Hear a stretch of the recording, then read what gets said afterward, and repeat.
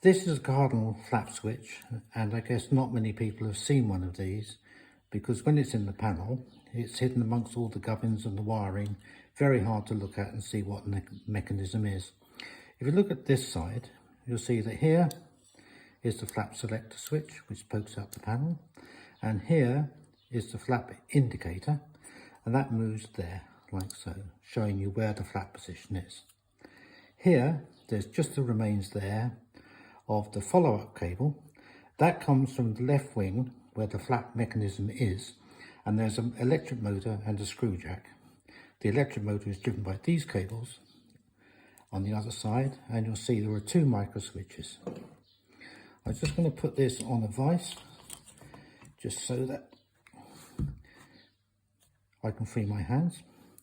This is the down micro switch. This is the up micro switch.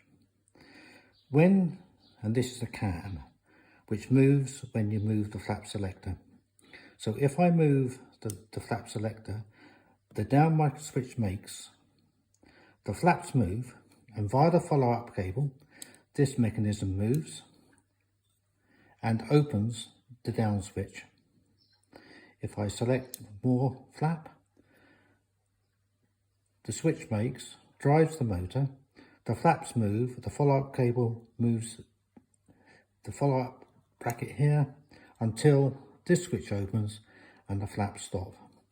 This one of course is the up switch, so if I now select up, that switch makes the flaps, this now will reverse the polarity on the electric motor, so the flaps go in the opposite direction, and the flaps move up, and that shouldn't move that bit, and that opens, stops the flaps moving. If I select up, now made this switch, the flaps move up until that switch opens there.